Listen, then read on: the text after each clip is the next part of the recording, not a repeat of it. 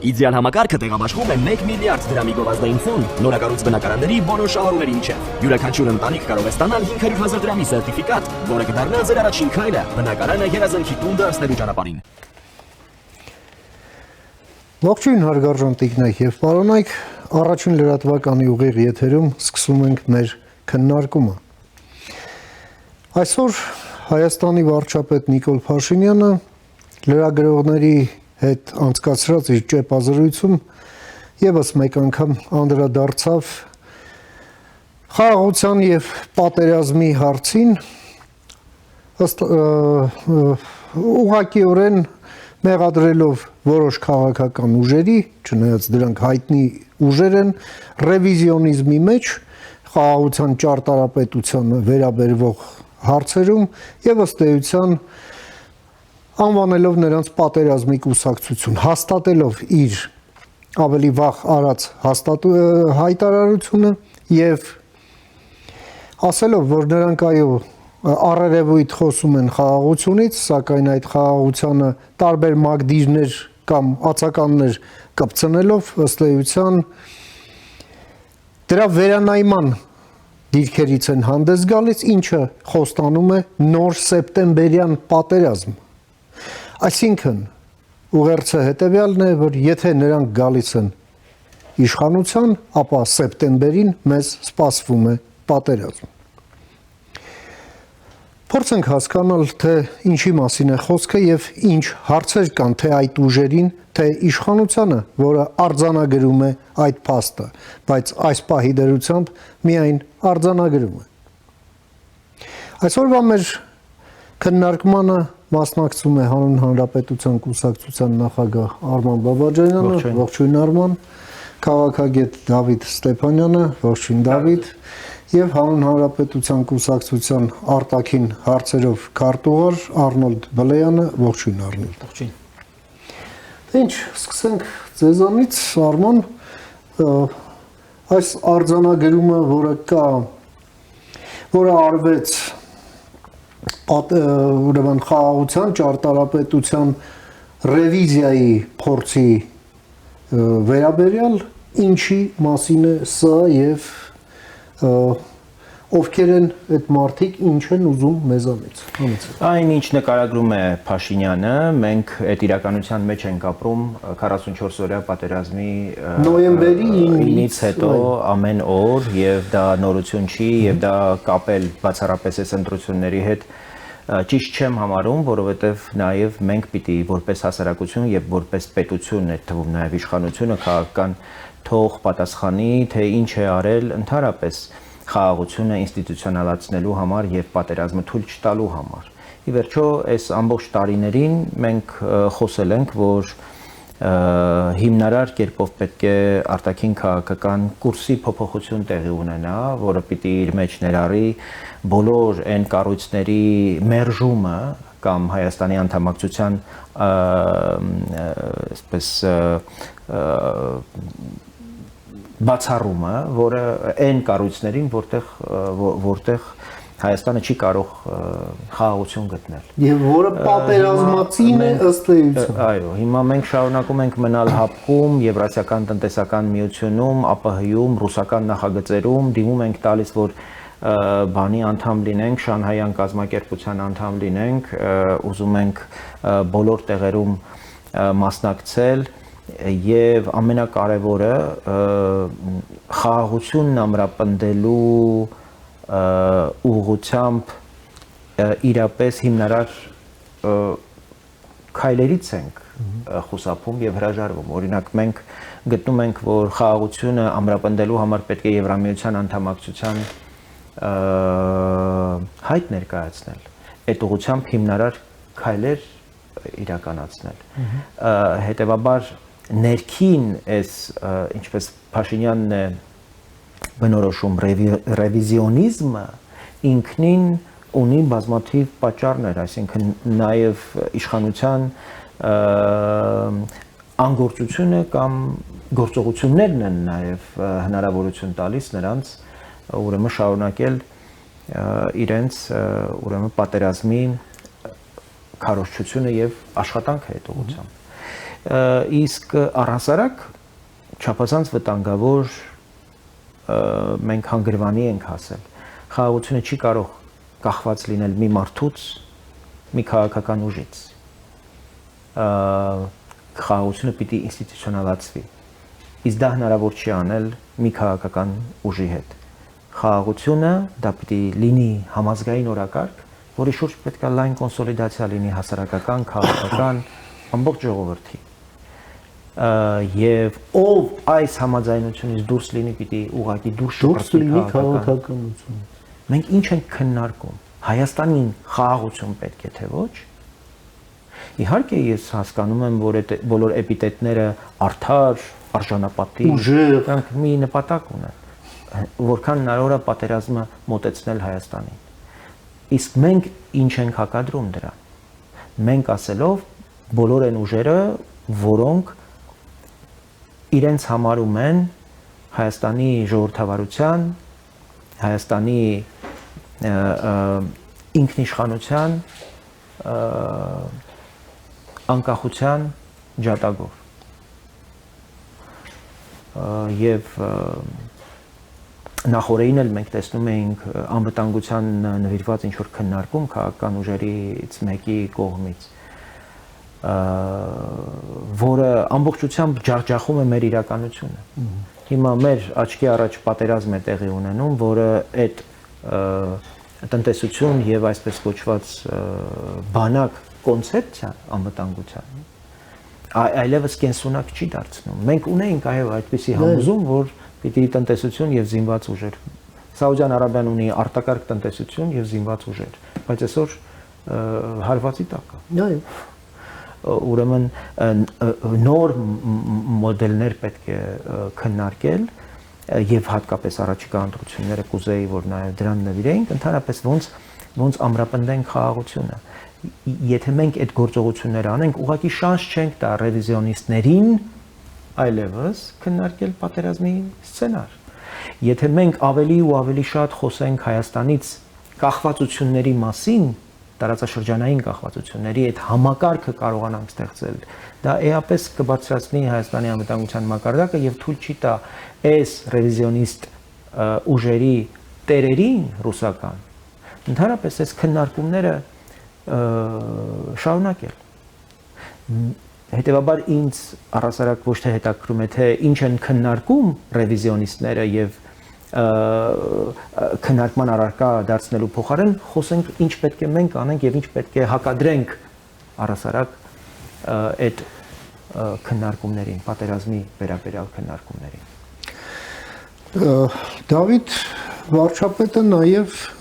ստեյցիան ուրվագծեց այդ հիպոթետիկ սեպտեմբերյան պատերազմի, որին տանում են այդ ռևիզիոնիստ ուժերը, ստեյցիան նպատակը, որ Հայաստանն ունենա տարածքային կորուստներ, թե սուվերենության կորուստ եւս։ Եվ հիմա այդ արձանագրման հետ մենք ինչ անենք։ Ասենք մենք դա կարող ենք արձանագրել այս կամ այն քաղաքական ուժին բնորոշել որպես այդպիսին պատճառահետևանքային կապ բերել եւ ասել շնորհակալություն ուշադրության համար, հաջողություն մինչ նոր հանդիպում։ Դա մենք կարող ենք անել, որովհետեւ Հայաստանի զինանշանով կնիքը մեր ձեռքում չի։ Հիմա այդ արձանագրումն անում է վարչապետը, որ մենք ինչ անենք, համեցեք։ Ընդհանրապես մեր վարչապետին պարոն Մեհրամյան բնորոշ է հարցեր հնչեցնել։ Շատ դեպքերում ռետորական հարցեր այն դեպքում, երբ որ մեր բնակչությունը, մեր ժողովուրդը սպասում են պատասխաններ։ Լուծումներ։ Այո, պատասխաններ, որոնք պարունակում են գործնական պատասխաններ նկատի ունեք, ոչ թե վերբալ։ Ուղղակի մի նկատառում այդ ուժերը, որոնք դուք անվանում եք ռևիզիոնիստ, իրենք իրականում ռևիզիոնիստ չեն։ Իրենք ընդհանրապես իսկ չեն։ Դա ուժեր են, որոնք ձգտում են գալ իշխանության, վերջ։ Եթե դրա համար կպահանջվի ռևիզիոնիզմ, իրենք դա կանեն։ Եթե չի պահանջվի, չեն ան, իրենց համար տարբերություն չկա։ Սա այդ ուժերի բնութագրումը շատ կարճ, սա շատ կարևոր է։ Կարևոր բան եք ասում։ Պատերազմ կլինի, աղետներ կլինեն, միջոցների մեջ խտրություն չդնող ուժեր։ Կարևոր չի ինչ է լինել, այսինքն այդ ռևիզիոնիզմը ինքը քաղաքական գիծ չի, հա, ինչ որտես տեսլական չի։ Համոզմունք չի։ Համոզմունք չի, գաղափար չի, դա ոչ մի բան չկա, փուչա։ Հիմա մեր անվտանգային միջավայրը իրականում այս վերջի 3 շաբաթվա ընթացքում շատ լուրջ փոփոխությունների է ենթարկվում։ Իրանում կատարվողը բերում է նոր հարցեր, որոնց պահանջում են գոնե պատասխանների տեսլական ուղղություններ։ Ես կարծում եմ, որ այս պահին ես չեմ ուզում ալարմիզմով վարակեմ ոչ մեկին եւ ես չեմ տարապում ալարմիզմով, բայց թրիպը կարող է դրվել հարցականի տակ։ Իդեպ երկու պարագայում էլ եւ Իրանում իշխանափոխության դեպքում եւ ձևավորվի պրո-ամերիկյան ժողովրդավարական իշխանություն եւ եթե գործընթացը շարունակվի այնպես ինչպես հիմա է շարունակվում, Իրանը շարունակի դիմադրել, բայց այս վիճակը ոչ պատերազմ, ոչ խաղաղություն տասնյակ տարիներով շարունակվի, դա չեն կարող։ Ինչու առաջին դեպքում, որովհետեւ ես օրինակ այսպեսի հարց եմ դնում իմ առջև, ենթադրենք իշխանափոխություն է լինում, արդյոք թրիպը շարունակելու է մնալ ակտուալ։ Իսկ միգուցե Իրանի տարածքով շատ ավելի հեշտ երթուղի կարելի է գծել։ Թուրքիայից Իրան, Իրանից Թուրքմենստան, Կասպից ծովը այլևս խոչընդոտ չի լինի այստեղ, այդ լաստանավի խնդիր չի լինի, ընդհանրապես շատ ավելի անվտանգ է լինելու այդ երթուղին։ Եվ սա առնվազն թրիպը կարող է դնել կասկածի տակ։ Ասածս ինչ է, մեզ անհրաժեշտ է մի տեսլական, եւ ես այստեղ համաձայն եմ լիովին պարոն Բաբաջանյանի հետ, ինչպես ապահովել այս խաղաղությունը մեր տարածաշրջանում, ինչպես ապահովագրել հնարավորինս, ես հասկանում եմ, որ պատրաստի լուծումներ չկան, Հայաստանի անվտանգությունը, որովհետեւ sense նստենք ձեռքներս ծալենք, ասենք, վայ ինչ լավ օգոստոսի 8 ենք ստորագրել, ամերիկան ստեղա, դրոշը ստեղա, թրիպը կա, վերջ։ Ոչ, դա կարող է փոփոխվել։ Մեզ պետք է այս խաղաղությունը անընդհատ ամրապնդել, գտնել նոր մոդելներ, նոր լուծումներ, որ վաղը այնպես չլինի, որ Ադրբեջանը հիշի իր ոչ վաղ անցյալ, այս ինտերնետում ինչ է կատարվում, չէ՞, ես հերթական հիստերիան է գեներացվում, Ալիևի 4 տարվա հարցազրույցը հանել են,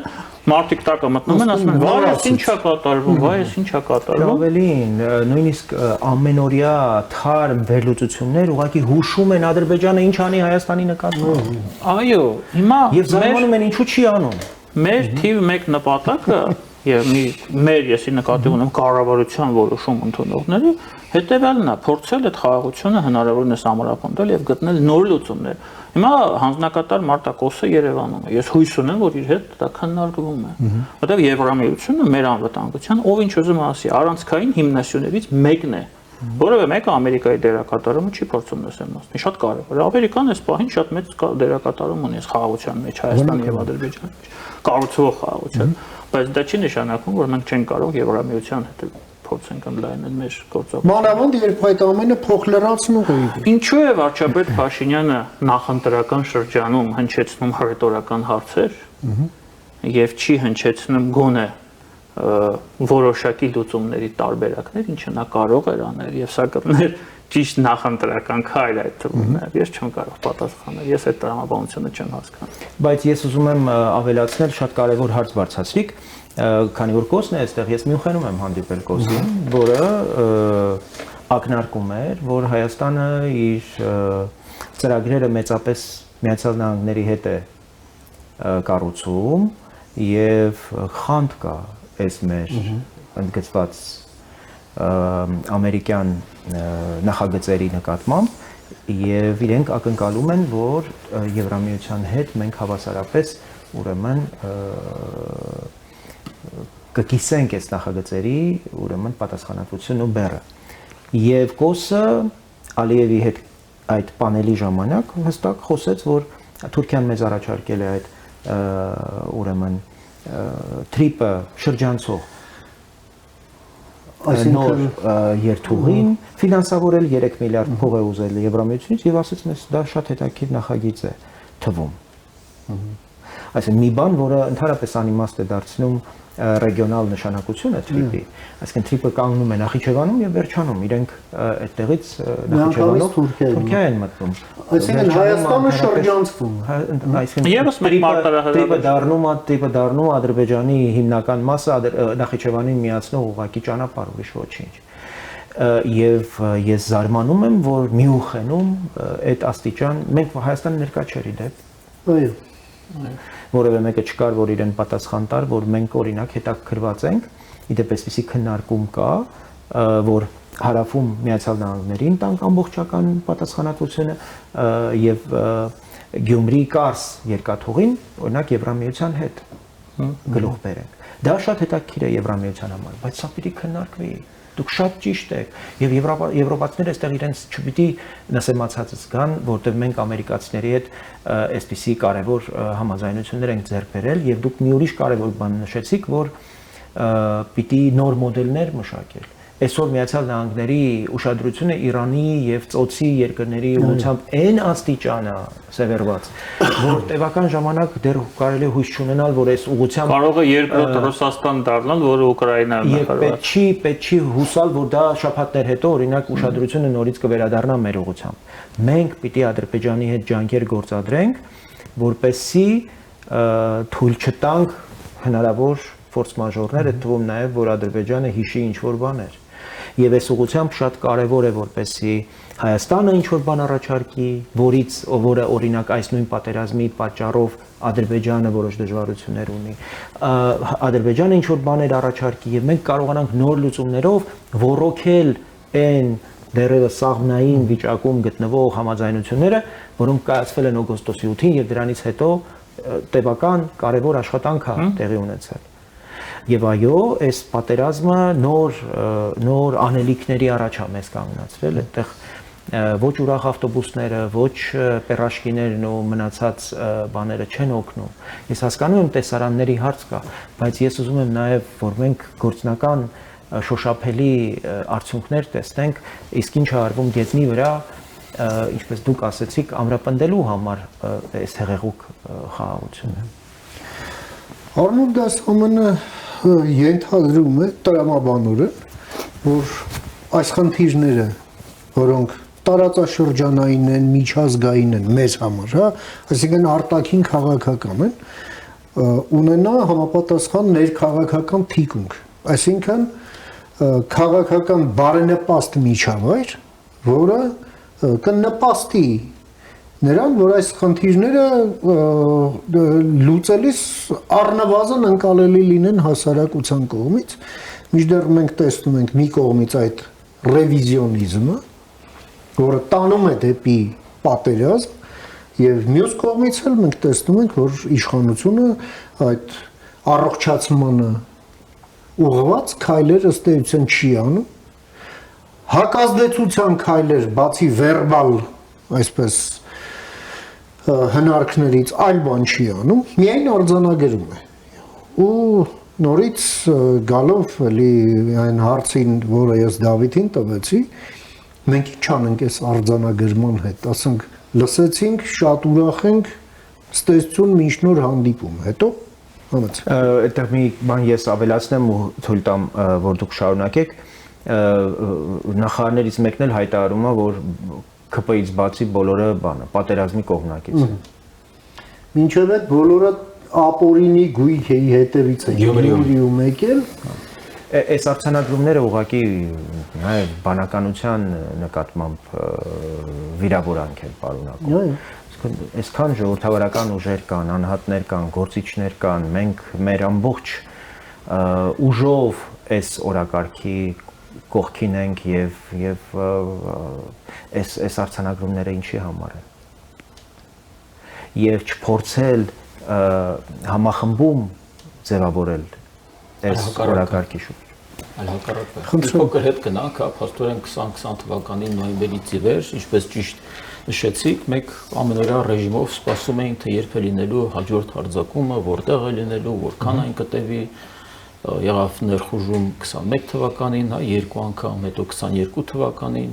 հետո ինչ-որ մի պահ դա խախաղվեց, հետո մենք հասկանում ենք, որ Ադրբեջանը դարձել էր բութ գործիք Ռուսաստանի ձեռքում, բայց ի վերջո եկավ ինչ-որ մի պահ, որ մենք հասկացանք, որ Ադրբեջանը եկել է կառուցողական դաշտ, վարչակազմ է փոխվել Միացյալ Նահանգներում, ում հետ Իլհամ Ալիևը ցանկանում է ավելի կառուցողական եւ նաեւ ռազմավարական հարաբերություններ ձևավորել, եւ մենք կարողացել ենք Իլհամ Ալիևին բերել կառուցողական դաշտ, այդ թվում նաեւ որը բերեց օգոստոսի 8-ի խաղաղության համաձայնագրի նախաստորագրմանը։ Փաստորեն մենք կարողացանք ինչ-որ մի ժամանակով այդ արտաքին վտանգը կասեցնել։ Հիմա Իսկ ինչ ենք անում մենք այն ներքին վտանգների հետ։ Հիմա մենք ունենք այստեղ քաղաքական կազմակերպություններ, դեմքեր, կուսակցություններ, լրատվականներ դրանց սպասարկող, որոնց նպատակը պատերազմ հրահրելն էր։ Դեռ անցյալ տարի, երբ հունիսին եղավ այդ իսրայելա-իրանական ճգնաժամը, այստեղ արդեն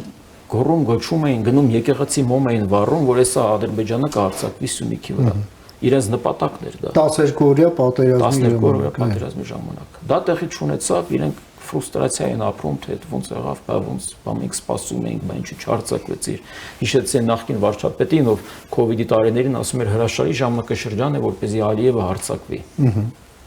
Հիմա մենք ունենք նաև նախկին նախագահ, ով ասում է հրաշալի ժամանակ է, որ Իրանը հարձակվի հարվածի ամերիկյան պրոյեկտներին, որոնք դեռ չեն կառուցվել, դեռ պայմանագիրը չկա։ Այսպիսի մենք դեմքեր ունենք, այսպիսի պաշտոնյաներ ունենք։ Հիմա ինչ է անում իշխանությունը։ Արդյոք մենք տեսնում ենք քայլեր իշխանության կողմից, որպեսզի այն դերակատարները, որոնք ենթադրաբար ըստ վարչապետի կարող են գալ իշխանության եւ սեպտեմբերին բերել պատերազմ, թույլատրվում են մասնակցել քաղաքական պրոցեսների։ Այո, իսկ արդյոք Նիկոլ Փաշինյանը քաղաքացիական պայմանագիրը ունի հնարավորություններ, իրավական հնարավորություններ, լծակներ, որպեսզի չթույլատրի այդ կազմակերպություններին, այդ ուժերին, այդ անձանց, որպեսզի իրենք մասնակցեն քաղաքական պրոցեսներին։ Իհարկե ունի։ Որովհետև հաստատապես այդ պատերազմի քարոզչությամբ զբաղված քաղաքական ուժերը ապօրինի ֆինանսական միջոցների հաշվին են իրենց քարոզչությունը իրականացնում, բազմաթիվ ապօրինություններ արդեն իրագործել են, մենք գիտենք, որ վարույթներ կան նույնիսկ քննչական մարմիններում, եթե լինի քաղաքական կամք, հաստատ կգտնվի պատճառ ընդհանրապես այս ժողովրդավարության թշնամի քաղաքական ուժերին ուղղակի չեզոքացնելու քաղաքական դաշտից։ Եվ այդ խոցելությունը ներքին, որ մենք ունենք, տեսնում են նաև Իլհամ Ալիևը, տեսնում է Վլադիմիր Պուտինը, տեսնում են նաև մեր արևմտյան գործընկերները։ Եվ մենք հասկանում են, որտեղ ենք մենք խոցելի, որքանով ենք մենք վստահելի որպես գործընկեր, որոնք ինչու մենք ներկա չենք Մյունխենում, որպեսզի կարողանանք քննարկել Հայաստանի հյուսիսի։ Մյուս կողմից մենք տեսնում ենք, որ Իլհամ Ալիևը շատ պրոակտիվ քաղաքականություն է վարում, թե ամերիկյան ուղղությամբ, թե եվրոպական ուղղությամբ, իսկ այն ինչ տեղի ունենում օգոստոսի 8-ի շնորհիվ Հայաստանի հարավում, դա միայն Միացյալ Նահանգների ցանկությունը չէր, դա եվրոպական միության արդեն մոտ 10 քանի տարի առաջ գրված այդ ռազմավարությունն է, որպեսզի միջին ասիական երկրները հարավային Կովկասով միջին միջանցքով, հա, կապի եվրոպական միությանը, Եվրոպային։ Բայց իսկ պատճառով դեռ 2 տարի առաջ կար Եվրոպական միություն, կենտրոնական ասիական պետություններ այդ համաժողովը, երբ արդեն քննարկվում էր այդ ամենը։ Եվ ռազմավարական գործընկերություն Ֆրանսիայի, Ղազախստանի հետ, մի քանի այլ պետությունների հետ։ Բայց մենք այդ ուղղությամբ բան չենք անում։ Հիմա նույնը նաև հիբրիդային սպառնալիքներին, տեսեք, մենք դիմում ենք Եվրոպական միությանը, Եվրոպական միությունը ուղարկում է այստեղ արագ արձագանքման խումբ, բայց Երևանի կենտրոնում գործում է Սպուտնիկ Արմենիա գործակալությունը։ Հիմա այդ արագ արձագանքման խումբը պատերազմի քարոզչությամբ զբաղված։ Գործակալության նպատակը Հայաստանում պատերազմական տրամադրություններ հրահրելն է, մշտական ուրեմն տագնապի մեջ մարդկանց պահելն է, այդ քաղաքական ուժերին հարթակ տալու նպատակը հետապնդում։ Եվ ես այստեղ անազնվություն եմ տեսնում իշխանության կողմից, որ իրենք հասկանալով դա, իրենք դա փորձում են օգտագործել քաղաքական նպատակներով, նախընտրական նպատակներով, որպեսզի էլի վախեցնեն Հայաստանի Հանրապետության քաղաքացիներին, որ կարող են նախկիները վերադառնան, նոր դեմքերով գան իշխանության, սեպտեմբերին պատերազմ լինի, եկեք մեզ քվեարկեք։ Այն ինչ տեղի ունեցավ 21 թվականին, նույնը իրենք փորձում են պրոյեկտել 26 թվականին։ Ես հենց չեմ մտածում իրենց քաղաքական դիվիդենդների եւ շահերի մասին։ Ես ուզում եմ, որ մենք քննարկենք, որ սա պետություն է եւ պետությունը չի կարող մազից կախված իրողություններից լինել։ Չի կարող երկրի խաղաղությունը, այս դրամաչափի, այս մեծության համաձայնությունները, որոնք կայացել են հատկապես օգոստոսի 8-ի խաղաղության այդ գործարքի շրջանակներում էներգետիկ համագործակցության, տեխնոլոգիական համագործակցության, թրիպի կամ խաղաղության խաչմերոկի վերաբերյալ սրանք իրենց ամբողջության մեջ Հայաստանի անվտանգությունն ապահովող կարևոր համաձայնություններ են։ Եվ եթե դուք տեսնեք, բոլոր ուղղություններով մենք ունենք հարվածներ թույլ չտալու, որպեսզի այս համաձայնությունները կյանքի կոչվեն։ Շոյգուի հայտարարությունները լսեք երկաթուղու ուղղությամբ, որը խաղաղության խաչմերուկն են ատոմակայանի ուղղությամբ էներգետիկ համագործակցություն են անհնար դարձնում։ Եվ կամարանքով են խոսում տեխնոլոգիական համագործակցության հեռանկարների մասին։ Մեր գլխավոր խնդիրը այս համաձայնություններին անհրաժեշտ հասարակական եւ քաղաքական աջակցություն ապահովելն է։ Առանց այդ կոնսոլիդացիայի սա չի կարող կախված լինել, մի քաղաքական ուժը չի կարող այդ բեռը առաջ տանել։ Դա ուղղակի ծանր ճակատագրական կարող է դառնալ պետության համար, պետության ապագայի համար, պետության հարատևության համար, որովհետև այս փխրուն, այս հնարավորությունը, այս պատուհանը, որ բացվել է Հայաստանի առաջ, անհրաժեշտ է կայունացնող, ամրապնդող գործողություններ եւ քայլեր իրականացնել ու ընտրությունները ինչ արդյունք էլ որ դրանք ունենան չեն լուծում խնդիրը մեզ հիմնարար քայլեր են պետք եւ այս արտաքին ազդեցության գործակալ քաղաքական սեգմենտին որոնց ամբողջ գործունեությունը ղեկավարվում է դրսից ուղղակի մեր քաղաքական միջավայրից պիտի դուրս դրվեն։ Ես էլ որպես նաև ոչ միայն մոդերատոր, այլև մասնակից, ես ուզում եմ նաև վկայակոչել այսօրվա Մարիա Զախարովայի այդ լպիրշ հռհռոցը Հայաստանի եւ Եվրամիության հարաբերությունների վերաբերյալ, թե ինչպես է նա ծաղրում Հայաստանի Հանրապետության լեգիտիմ վարչապետի քաղաքական կուրսը, ասելով, որ այդպես ինքն իրեն շախմատում հաղթում է, հա? Եվ այսպես խոսքը վերաբերվում է այդ Եվրամիությանը արձագանքման այդ խմբի Չէ, խոսքը վերաբերվում է նրան, որ եթե անդամակցությունը ստացվի լավ է, եթե չստացվի էլի լավ է, որովհետև մենք կդառնանք եվրոպական ստանդարտներով երկիր ու սկսում է Հայաստանին խելք սովորեցնել ինչն է լավ, ինչն է վատ։ Բնականաբար նա տեղ ունի այդպես հռհռալու, հաշվի առնելով այն իրողությունները, որոնք ձևավորվել են Հայաստանի ներսում։ Ըստ էության մեր ողջ օրակարգի այն անկյունակարերը, որոնց վրա հենց հիմնվում է խաղաղությունը մեր տարածաշրջանում, սրանք տար առ տար թիրախավորել են։ Թիրախավորում են խաղաղությունը, որին անդրադարձավ այսօր Հայաստանի վարչապետը։ Ժողովրդավարությունը, Միացյալ Նահանգների հետ գործընկերությունը եւ պայմանավորվածությունները։ Եվրամիության հետ մեր ուրեմն այս ինտեգրման հետ կապված քաղաքական կուրսը եւ Հայաստանի ինքնիշխանությունը, Հայաստանում օրենքի գերակայությունը, հա, որ ասում է հետո ինչ եւս երկու երկրի քաղաքացի եմ։ Դուք ինձ ընտրեք, ես մեկը ես եմ դառնալ, կփոխենք սահմանադրությունը։ Եվ ահա այս ծանր բեռով մենք նաեւ պետք է նոր սահմանադրության հաստատման գնանք, որը պրոյեկտի գոյության մասին լսում ենք, բայց որը դեռ չենք տեսել։ Այս ամենը իհարկե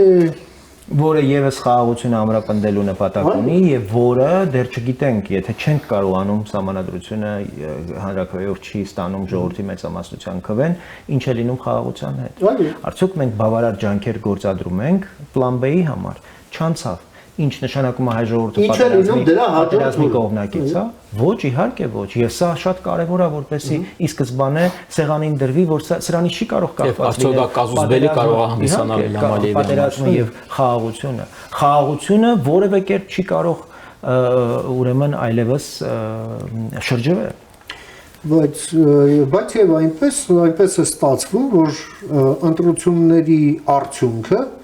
ըստ էության կանխորոշում է Հայաստանի թե ինքնիշխանությունը, թե խաղաղության հարցը։ ըստ էության ընկալումը այդպիսին է թե հասարակության մեջ, թե միջազգային հանրության մոտ, ըստ էության։ Եվ այս ամենը ուղղակի կառավարությունից պահանջում է ոչ միայն արձանագրումներ, այդ արձանագրումը մենք էլ կարող ենք անել, ինչով էլ եւ զբաղված ենք ուղիղ եթերում։ Դրա համար պետք է այն գործառույթները, որը բախում են այդ կնիքը մանդատով տնօրինելու իրավունքից, չէ՞։ Չագուտ չէ։ Եվ այն որ մի հատ բանտիկ կապած տենց էլ սեղանին մնացած մի մուրճ կա, դրա օրենքով չարգելված ձևերով ամենախիստ ձևով կիրառումը։ Ի վերջո կա մարտի 1-ի դատավճիռ, որից ուղղակիորեն բախում է, որ Ռոբերտ Քոչարյանն եւ Գագիկ Ծառուկյանը իրենց այսպես կոչված քաղաքական ուժերով դաշնակցության հետ միասին պետք է ուղղակի դուրս դրվեն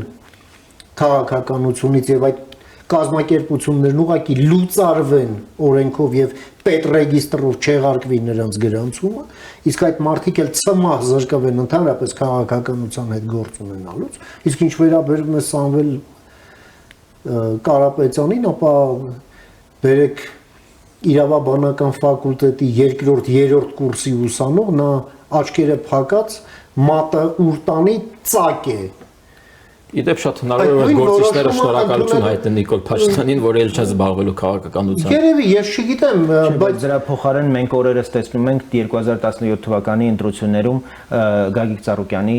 անմեղության վերաբերյալ դատական հաստատում։ Հա։ Այսինքն մեր աչքի առաջ տեղի ունեցած այդ ապօրինությունները տեղի չեն ունեցել։ Ու սա հեղափոխությունից հետո կայացված դատական ակտ է։ Հիմա ինչ անենք բա սրա հետ։ Եվ փաստորեն այսօր մեզ սա են խոստացել։ Երբ Արմանը խոսում է կոնսոլիդացիայից, հասարակական կոնսենսուսից, բայց ով պետք է լինի ապրիորի այդ ամենի նախաձեռնողը։ Եթե ոչ պետությունն պիտի լինի, եւ ինչի շուրջ, սկզբունքները որոնք են։ Ի վերջո իմ տպավորությամբ կառավարությունը մանդատով ստացած այդ քաղաքական մեծամասնությունը ոնց որ լավ չի ընկալում, որ ինքը նաև ըստ այդմ պետություն է։ Այլ այսպես կուսակցական տրամաբանության մեջ կա մեր կուսակցությունը եւ կա մրցակիցների կուսակցությունը եւ ամեն ինչ են միջկուսակցական բախման տրամաբանության մեջ է նայում։ Սև ու սպիտակն էլ է նորմալ, բայց այդ տրամաբանությունից բացի նաև կա պետական ֆունկցիաներ, որը դուք պարտավոր եք կատարել։ Առողջ ընդդիմություն չկա, իրենք ներսում եւ ընդդիմություն են եւ իշխանություն են։ Իրենք ընդդիմադիր հարցերել են տալիս իրար հանդես գալով որպես ընդդիմություն, որովհետեւ այդ հարցերը շատ կարեւոր է հնչեցնել։ Եվ իրենք հանդես են գալիս որպես իշխանություն երբեմն ուրեմն եւ հարցեր բարձրացնելիս եւ հարցերին պատասխանելիս։ Արման, երբ դուք պարլամենտում էիք մոտ 3 տարի, ոնց էր ստացվում, ես գոնե դա շատ լավ եմ հիշում, կառավարությունը ռեֆորմների ճանապարհով ընթանալուն այդ խթանող հարցերը, պատասխանատվության մասին հիշեցնող հարցերը, ժամանակաշրջան եղավ, որ դուք ուղղակի միայնակ էիք, որ այդ հարցերը տալիս էիք, որովհետև ուրիշ հարց տվող չկար։ Երբ 21 թվականին ընտրությունները եղան, դրանից հետո էլ այդպիսիներն էլ չեղան եւ քաղաքացիական պայմանագիրը ֆունկցիոնալ առումով վերածվեց ինքն իր ընդդիմության, որովհետև մնացած նստեյության հանդես էին գալիս հակաինքնիշխանական դիրքերից,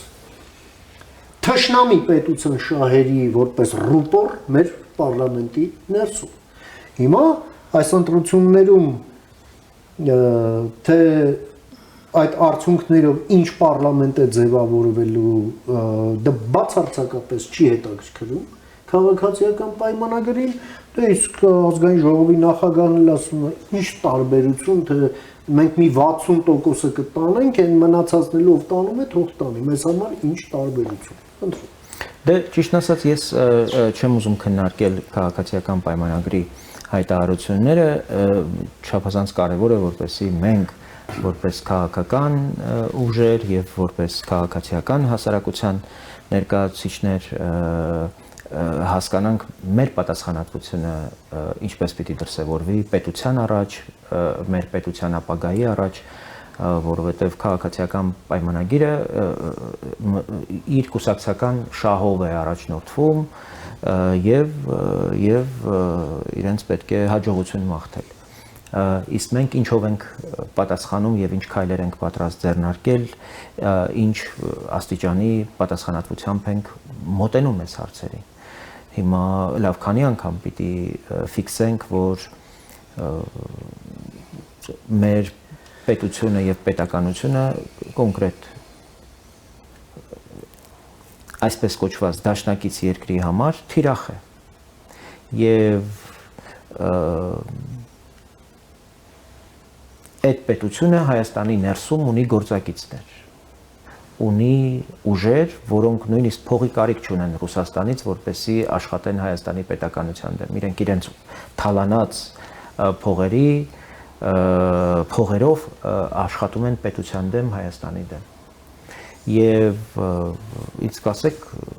ինչ միջոցներ են ձեռք առնվում կասեցնելու եւ թույլ չտալու այդ գործողությունները։ Հիմա մեր խնդիրը այս հարցերը բարձրաձայնելն է, մեր խնդիրը մեր հասարակությանը իրազեկելն է եւ առաջիկա գործընթացներում ամեն ինչ անել, որպեսզի մեր առաջարկը կարողանա առավել գրավիչ լինել, ավելի համոզիչ լինել, որպեսզի մենք կարողանանք այդ մրցակցության մեջ այդ թեկուզ միլիարդատեր այդ ահավոր մեծ փողերի շրջանառության պայմաններում մեր ձայնը կարողանանք լսելի դարձնել եւ իրական այլընտրանք որպես հանդես գալ այդ նախկին եւ ներկա այս իրականություններին։ Ուրիշ ճանապարհ չկա։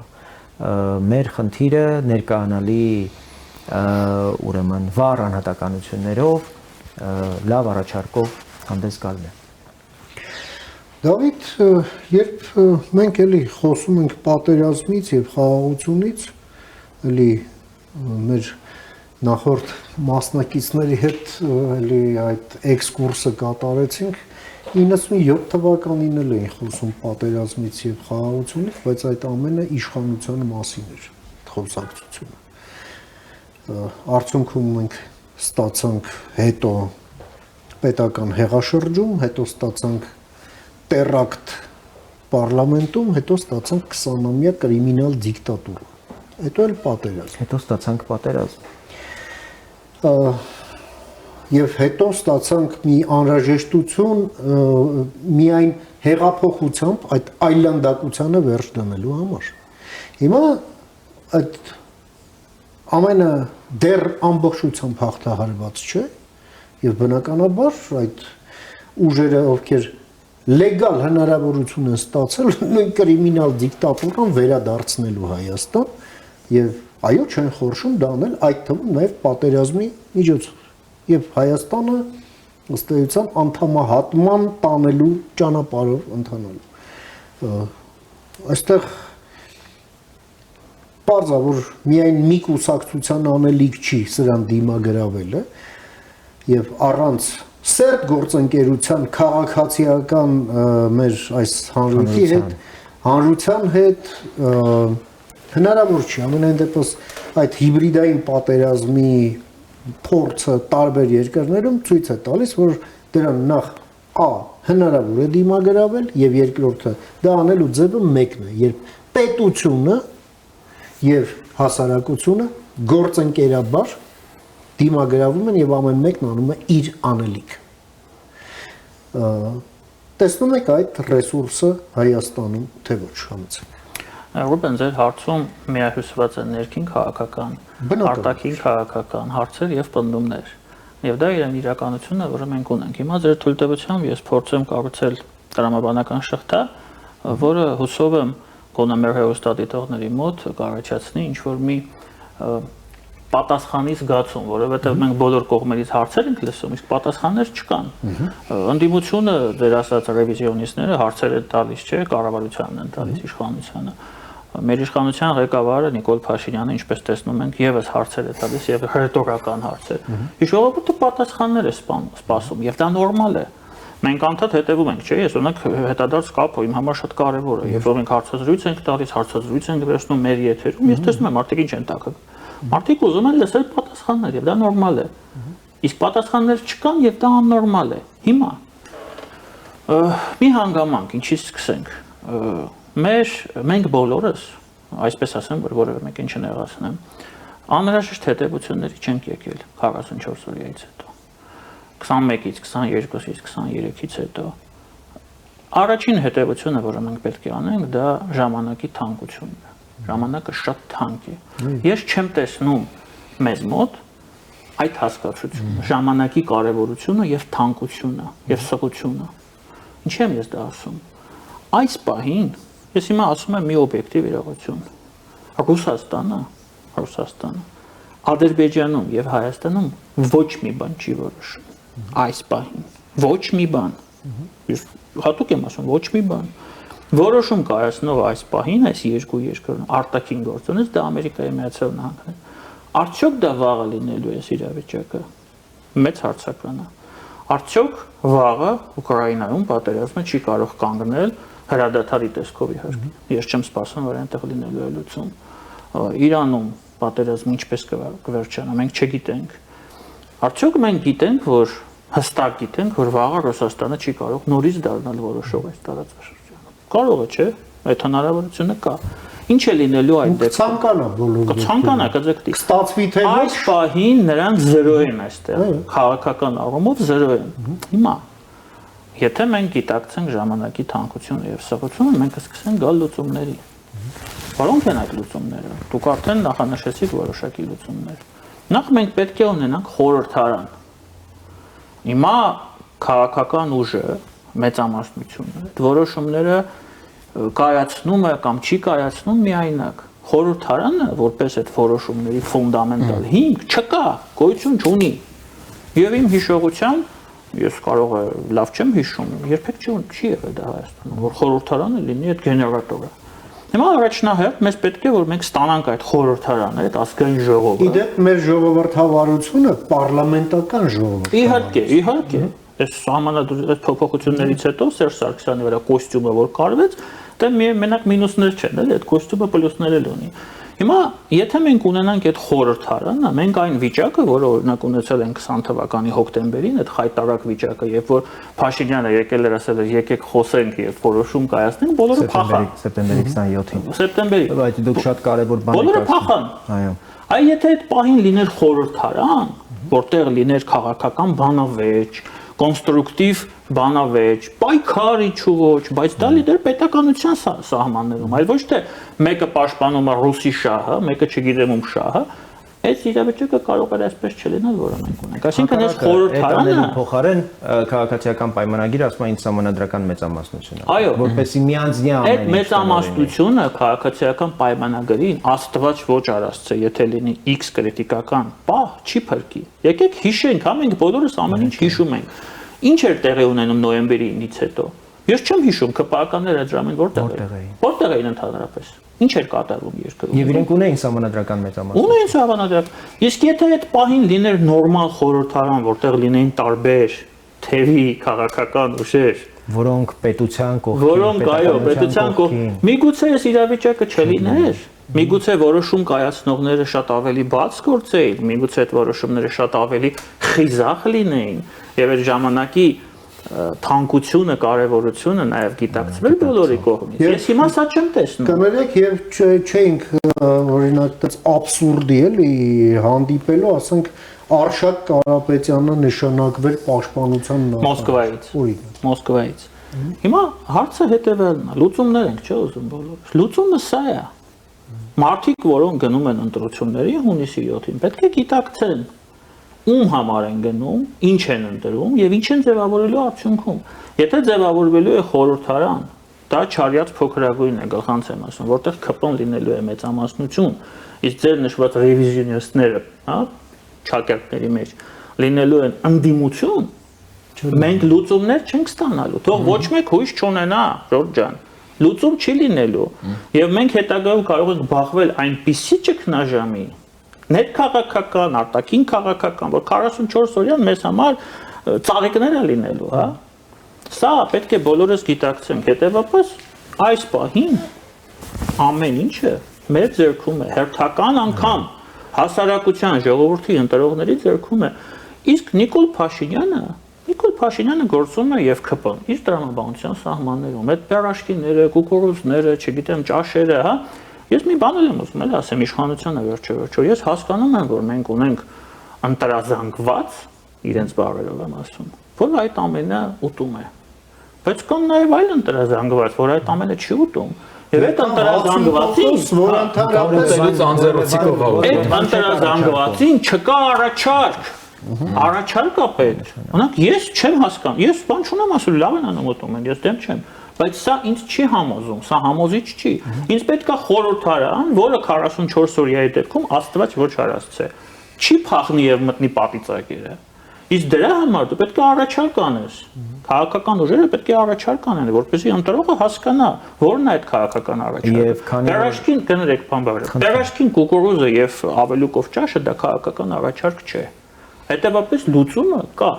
Լուծումը սեղանին դրված է։ Բայց դա վիրավորում է նաև այն ընտրազանգվածին, որին իրենք հասցեագրում են։ Ես հենց դա եմ ասում, իհարկե։ Նույնիսկ իրենց չի կարելի դա։ Իհարկե չի կարելի։ Նո, եթե իրենց համար դա նորմալ է, ես բան չունեմ ասելու, ես ոչ մեկին չեմ ուզում վիրավորել։ Բայց Ռուբենը կարևոր արձանագրում արեց եւ ես ձեր խոսքից ուզում եմ բխեցնել իմ մի փոքր ուղղակի ռեպլիկ 97 թվականի մասին խոսեցինք խաղաղության եւ պատերազմի այդ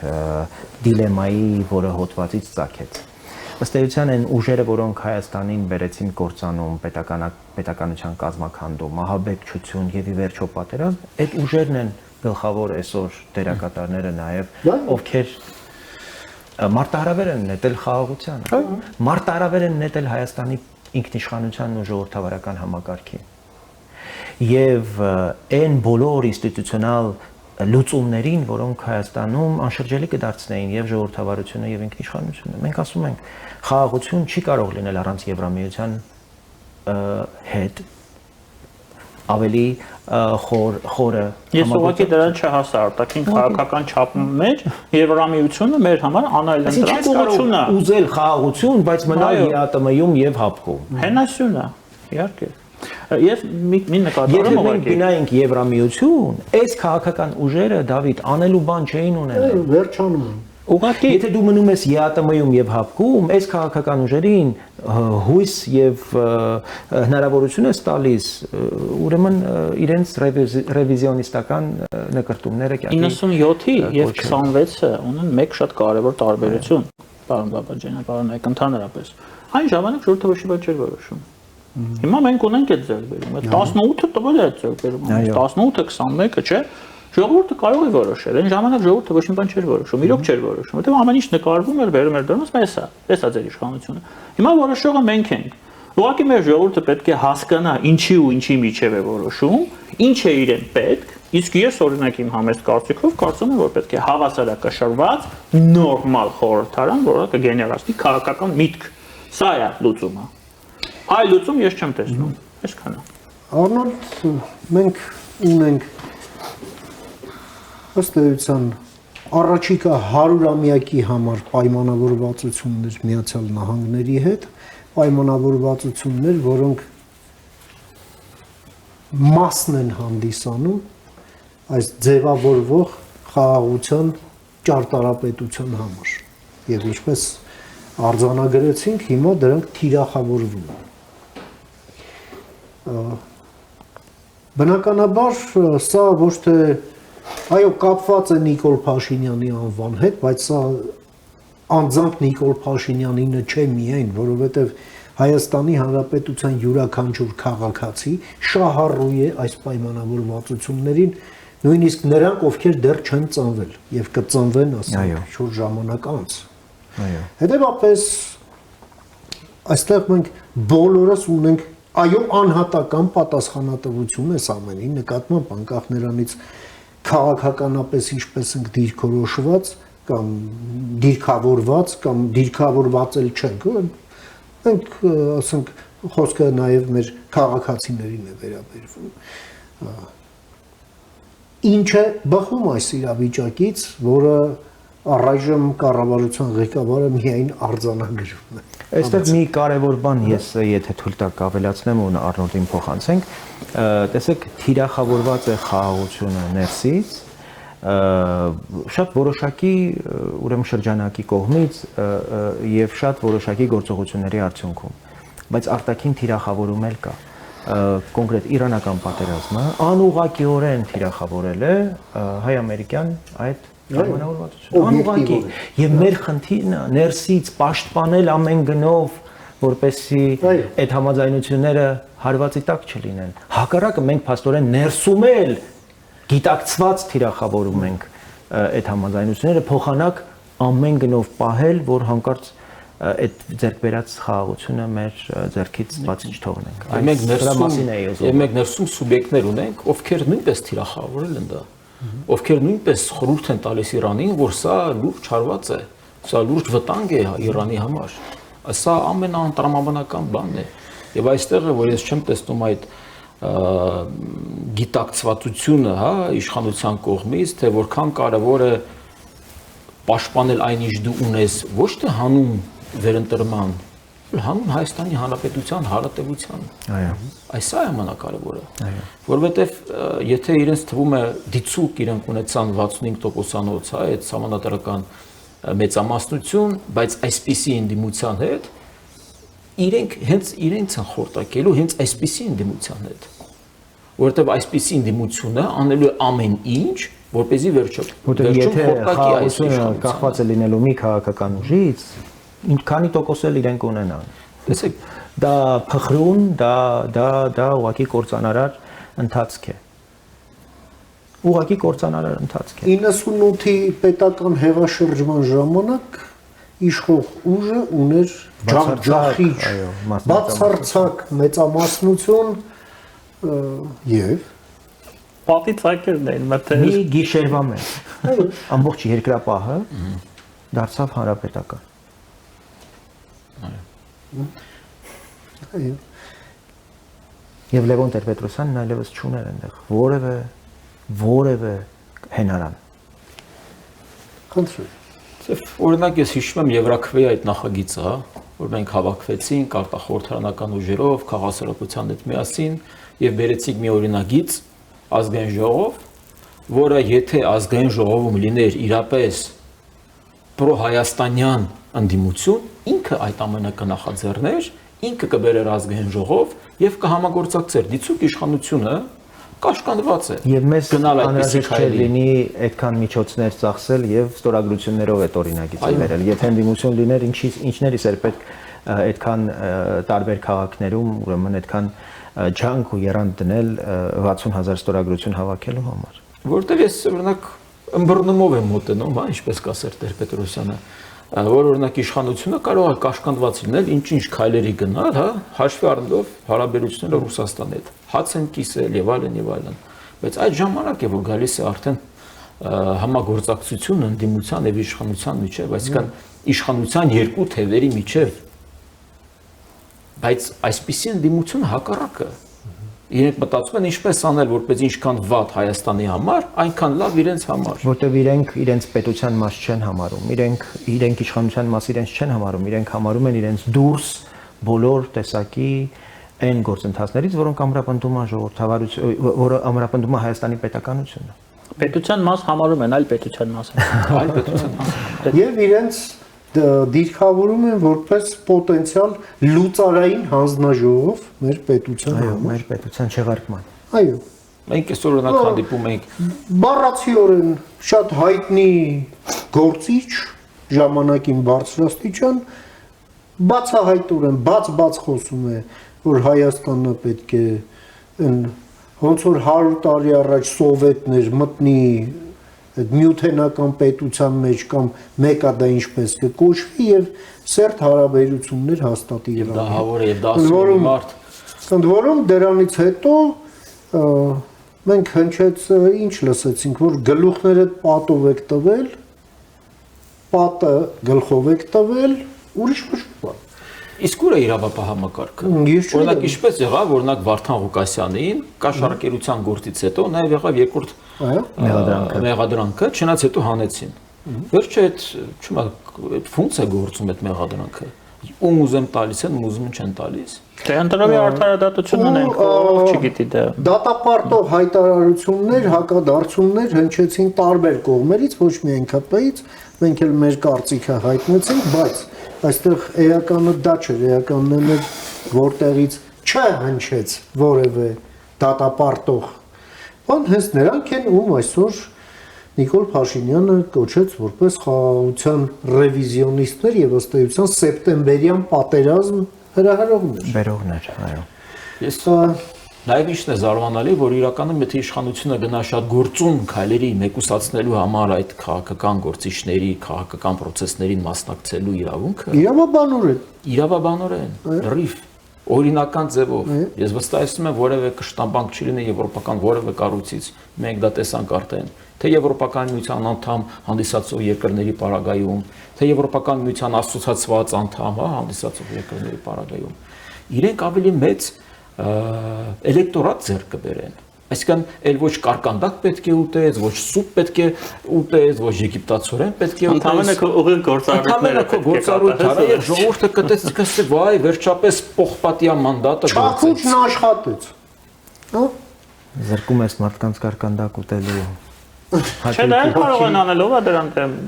մեկը միշտ չի խանգարում։ Ամփոփեք, մենք մոտենում ենք։ Բայց անձեռնոցի Չի խանգարում անձեռնոցի։ Քննարկման ավարտին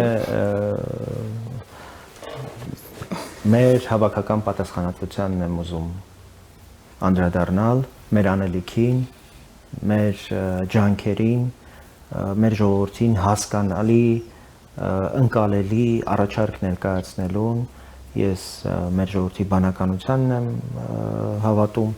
եթե մեր առաջարկը լինի գրավիչ, մեր առաջարկը լինի